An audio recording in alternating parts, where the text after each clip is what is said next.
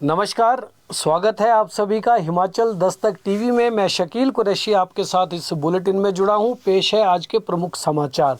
आज की सबसे बड़ी खबर है प्राथमिक शिक्षकों को लेकर, क्योंकि प्राथमिक शिक्षक संघ जो है उसके प्रतिनिधि हिमाचल प्रदेश में पदयात्रा करते हुए पिछले कल शिमला पहुंचे थे।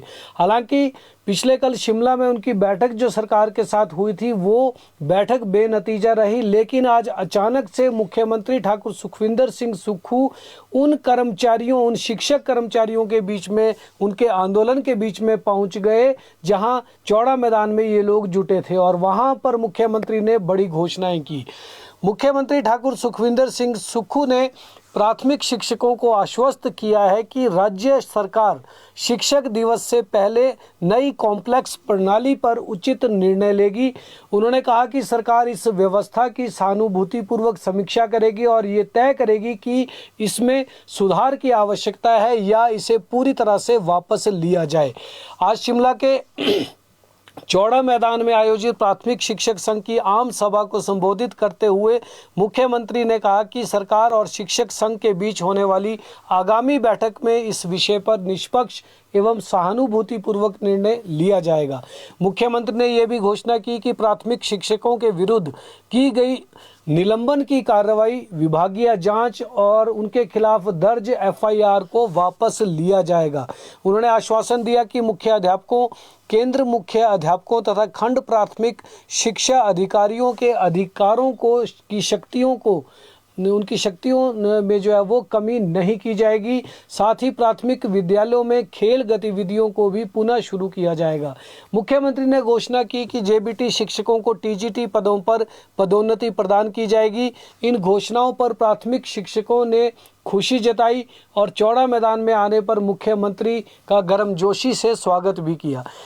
बता दें कि पैदल यात्रा करके ये प्राथमिक शिक्षक शिमला पहुंचे थे और लगभग 1-1.5 महीने से जो है वो हिमाचल प्रदेश की पदयात्रा करते हुए ये शिमला के लिए जो है वो आ रहे थे और यहाँ पर इन्होंने अपनी मांगों को लेकर जो है वो आज एक बड़ा प्रदर्शन किया। तो पूरे प्रदेश से यहाँ पर शिक्षक जुटे थे, जहाँ मुख्यमंत्री खुद पहुँचे और उनके बीच जाकर उन्होंने कई बड़ी घोषणाएं की। प्रदेश की अन्य खबरों को बात करें तो सरकार ने दुर्गम, जनजातीय और हार्ड एरिया में अधिकारियों और कर्मचारियों की तैनाती को लेकर बड़ा प्रशासनिक बदलाव किया है। अब कठिन क्षेत्रों में निर्धारित कार्यकाल पूरा किए बिना स्थानांतरण या अन्य लाभ हासिल करना आसान नहीं होगा। सरकार ने स्पष्ट कर दिया है कि यदि कोई कर्मचारी जो इन क्षेत्रों में तैनात है अपने कार्यकाल के दौरान लंबी अवधि के अवकाश पर रहता है तो उस अवधि को सेवा अवधि में नहीं जोड़ा जाएगा और उसे उतने समय तक अतिरिक्त सेवा देकर निर्धारित कार्यकाल पूरा करना ही होगा। आदेश के अनुसार अब लंबी छुट्टी लेकर हार्ड एरिया का कार्यकाल पूरा मानने की व्यवस्था जो है वो खत्म हो जाएगी। वहीं 55 वर्ष से अधिक आयु के अधिकारियों और कर्मचारियों को भी बड़ी राहत देते हुए सरकार ने उन्हें जहां तक संभव हो दुर्गम और कठिन क्षेत्रों में तैनात नहीं करने की सोची है। हालांकि पदोन्नति के मामलों में यह छूट जो है वो लागू नहीं होगी। तो उन कर्मचारियों के लिए खासकर ये बड़ी खबर है जिन्हें हार्ड एरिया में, जनजातीय क्षेत्रों में, दुर्गम क्षेत्रों में जो है वो तैनाती मिलती है, उन्हें अपना कार्यकाल पूरा करना होगा और वो लंबी छुट्टी अगर जाते हैं वहाँ पर तो उस छुट्टी की अवधि को भी काउंट नहीं किया जाएगा, बल्कि अलग अतिरिक्त सेवाएं जो है वो इन कर्मचारियों को वहाँ पर देनी होगी। तो वो पूरा कार्यकाल अपना करने के बाद ही ट्रांसफ़र के लिए अप्लाई कर सकेंगे। सरकार ने एक साथ हिमाचल प्रशासनिक सेवा के 9 अधिकारियों को जो है वो अलग अलग जगह पर जो है वो तैनाती दी है, उनके ट्रांसफर्स यहाँ पर किए हैं। गत रात करीब 11 बजे के करीब ये ऑर्डर जो है वो कार्मिक विभाग की तरफ से जारी किए गए हैं।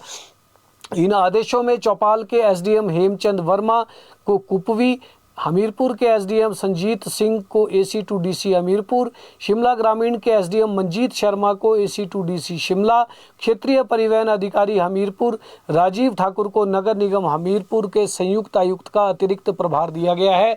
वहीं केलोंग की एसडीएम कुनिका एकर्स को उदयपुर एसडीएम और AC to DC Lahaul Spiti, Bilaspur के एसडीएम राजकुमार को एसी टू डीसी बिलासपुर और भूमि अधिग्रहण अधिकारी का अतिरिक्त कार्यभार सौंपा गया है।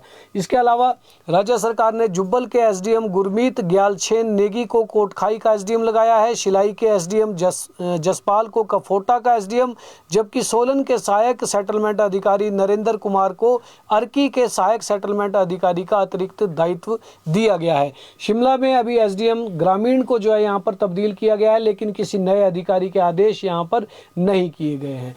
अब बात करते हैं कर्मचारियों के ओपीएस को लेकर। तो सुक्खू सरकार ने एक बार फिर कर्मचारियों को ओपीएस का लाभ देने का निर्णय लिया है। इस बार ये मौका 15 मई 2003 से पहले विज्ञापित या अधिसूचित पदों पर लगने वाले कर्मचारियों को दिया गया है, जिनकी नियुक्ति बाद में हुई थी और वो ओपीएस से वंचित रह गए थे।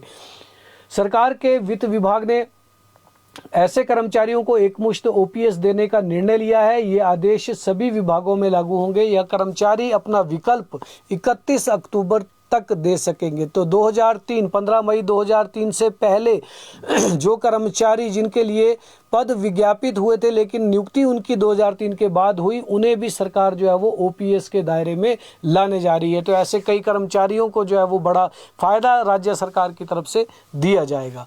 मुख्यमंत्री सुखविंदर सिंह सुक्खू आज इस वक्त जो है वो कांगड़ा जिला के शाहपुर पहुंचे हैं और जहां पर उन्हें बोह घाटी है, वहां पर बादल फटने की घटना वहां हुई थी। तो वहां पर मुख्यमंत्री गए हैं अभी और प्रभावित परिवारों के बीच में है, उनसे मुलाकात जो है वो सीएम कर रहे हैं। वहां पर पहुंचकर मुख्यमंत्री ने तत्काल राहत देने के लिए प्रशासन को जो है वो आदेश जारी किए हैं और कल मुख्यमंत्री वापस लौट आएंगे।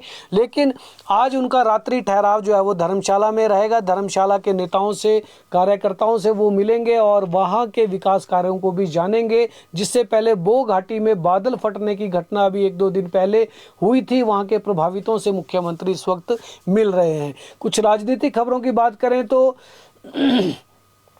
प्रदेश के नेता प्रतिपक्ष एवं पूर्व मुख्यमंत्री जयराम ठाकुर ने प्रदेश सरकार पर युवाओं के भविष्य के साथ खिलवाड़ करने का आरोप लगाते हुए कहा कि हिमाचल प्रदेश में भर्ती परीक्षाओं में सामने आई अनियमितताओं और पेपर लीक जैसे गंभीर मामलों पर कांग्रेस सरकार की भूमिका पूरी तरह संदेह के घेरे में है।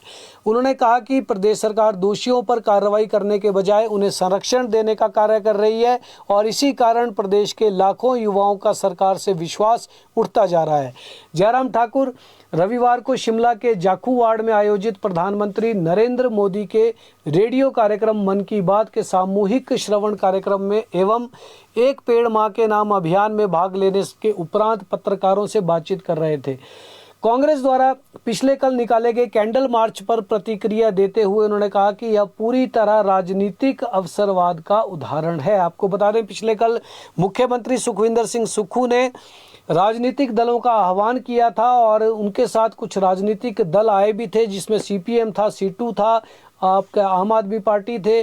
तो इन सभी ने जो है वो मुख्यमंत्री के नेतृत्व में यहाँ पर मशाल जुलूस निकाला, उन बच्चों को श्रद्धांजलि दी जो नीट पेपर लीक मामले में जिन्होंने अपनी शहादत, अपनी ई लीला जो है वो समाप्त कर दी थी। तो उनके प्रति जो है वो श्रद्धांजलि यहाँ पर दी गई। रिज मैदान तक मुख्यमंत्री और ये सभी लोग गए और वहाँ पर महात्मा गांधी के पास पहुंचकर जो है उन्होंने एक शपथ भी वहां पर ली और नीट पेपर लीक मामले को वहां पर फिर से उजागर किया। हालांकि केंद्र में जो है वो शिक्षा मंत्री धर्मेंद्र प्रधान का इस्तीफा भी पिछले कल हो गया था।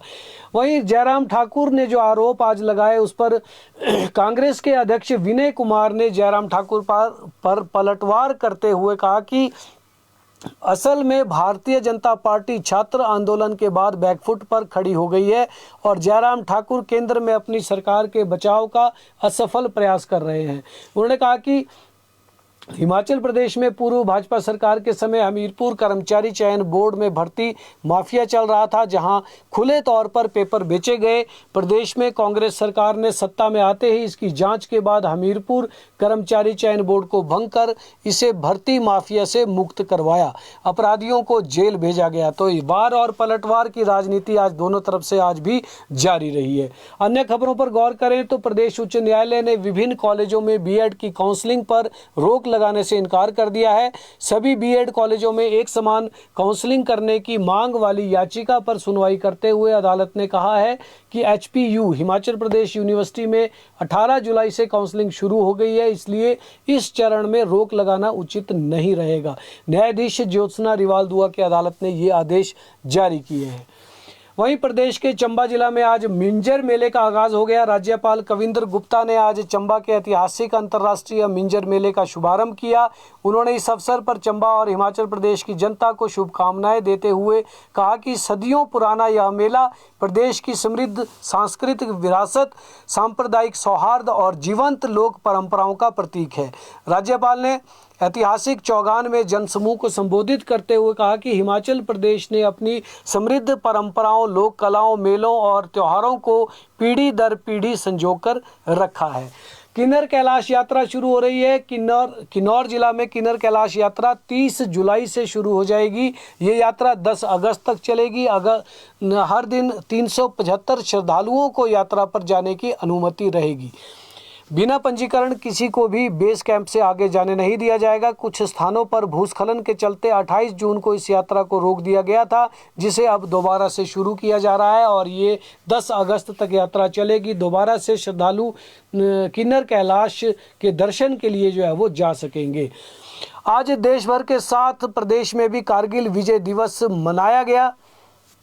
देश के वीर सपूतों को लोगों ने याद किया। सेना मुख्यालय प्रशिक्षण कमान ने आज कारगिल विजय दिवस की 27वीं वर्षगांठ पर वर्ष 1999 के ऑपरेशन विजय के दौरान देश की संप्रभुता की रक्षा करते हुए सर्वोच्च बलिदान देने वाले वीर सैनिकों के अद्भुत साहस, अद्वितीय पराक्रम और सर्वोच्च बलिदान को श्रद्धापूर्वक नमन किया। स्मृति समारोह का शुभारंभ अनाडेल स्थित श्रद्धांजलि स्थल पर हुआ, जहां सेना प्रशिक्षण कमान के general officer commanding in chief lieutenant general Devendra Sharma ने समस्त अधिकारियों एवं जवानों की ओर से शहीद वीरों को पुष्प चक्र अर्पित कर श्रद्धांजलि दी। आज आपको बता दें कारगिल का विजय दिवस है और इस मौके पर देश के रक्षा मंत्री राजनाथ सिंह कारगिल पहुंचे हुए थे और वहां पर उन्होंने उन वीर सपूतों को जो है वो श्रद्धांजलि दी है। कुल्लू जिला की पर्यटन नगरी मनाली की पहाड़ियों पर ट्रैकिंग पर गए एक युवक की पानी में बहने से मौत हो गई। मृतक जम्मू के उधमपुर का रहने वाला है। शव को बरामद कर लिया गया है। पुलिस हादसे के कारणों की जांच में जुटी हुई है।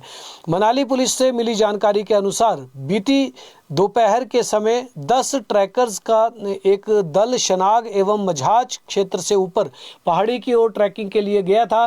ट्रैकिंग के उपरांत वापस लौटते समय दल के टीम लीडर धनंजय वर्मा अचानक तेज बहाव की चपेट में आकर बह गए, जिसके उपरांत पुलिस, एसडीआरएफ और एनडीआरएफ द्वारा पूरी रात संयुक्त रूप से सर्च एवं रेस्क्यू अभियान जो है वो चलाया गया। रविवार सुबह वशिष्ठ के समीप ब्यास नदी के किनारे उक्त युवक का शव जो है वो बरामद कर लिया गया है। अब बात करेंगे हिमाचल प्रदेश के मौसम की, तो हिमाचल में मौसम का फिर बड़ा अलर्ट आया है। हिमाचल में मॉनसून एक बार फिर रौद्र रूप दिखाने की तैयारी में है। भारतीय मौसम विज्ञान केंद्र ने 26 से 30 जुलाई तक प्रदेश के कई जिलों के लिए भारी से बहुत भारी बारिश की चेतावनी जारी की है। मौसम विभाग की ओर से दी गई चेतावनी के मुताबिक इस दौरान मंडी जिला सबसे अधिक प्रभावित रहने की आशंका है, जबकि शिमला, कुल्लू, कांगड़ा, बिलासपुर, हमीरपुर, ऊना, चंबा, सोलन और सिरमौर में भी अलग अलग दिनों में अलग अलग क्षेत्रों में भारी बारिश का दौर देखने को मिल सकता है। मौसम विभाग की जिला स्तरीय चेतावनी के अनुसार 26 जुलाई को मंडी और कुल्लू, 27 जुलाई को बिलासपुर, मंडी, सोलन और सिरमौर, जबकि 28 जुलाई को मंडी, शिमला, सोलन और सिरमौर में भारी से बहुत भारी बारिश की संभावना है। 29 जुलाई को ऊना, कांगड़ा और सिरमौर के साथ 30 जुलाई को ऊना, बिलासपुर, हमीरपुर, चंबा और कांगड़ा जिलों में भी भारी से बहुत भारी वर्षा का अलर्ट जारी किया गया है। इसके अलावा कई अन्य जिलों में भी भारी बारिश की संभावना जताई गई है। तो मौसम की बड़ी चेतावनी जो है वो हिमाचल प्रदेश में आई है और यहाँ पर कुछ हादसे भी होने शुरू हो चुके हैं। कुछ एक हादसे हुए हैं अभी एक दिन पहले ही जो है वो बरमौर पांगी एरिया में एक बड़ी चट्टान एक गाड़ी पर पड़ गई थी और उसमें कई लोग, करीब 12-13 लोग जो है वो उसके नीचे दब दब गए, उनकी दुखद मृत्यु यहाँ पर हुई। और इस तरह के हादसे जो है वो इन दिनों पहाड़ी एरियाज़ में हो रहे हैं। इसलिए ये भी एडवाइजरी दी गई है कि लोग बेवजह से जो है वो सफ़र ना करें, अगर ज़रूरी हो तभी सफ़र पर जाएं और पहले से ये देख लें कि प्रदेश में जहाँ पर वो जा रहे हैं वहाँ की सड़कें खुली है या नहीं है, वहाँ पर किस तरह के हालात हैं। आने वाले दिनों में भारी बारिश की चेतावनी और अलर्ट जो है वो मौसम विभाग की तरफ से दिया गया है, तो ऐसे में लोगों को जो है वो सचेत रहने की बेहद ज़्यादा ज़रूरत है। फिलहाल इस बुलेटिन में इतना ही। कल शाम ठीक 6 बजे दोबारा आपसे मिलेंगे। तब तक के लिए इजाज़त दें। देखते और पढ़ते रहें हिमाचल दस्तक।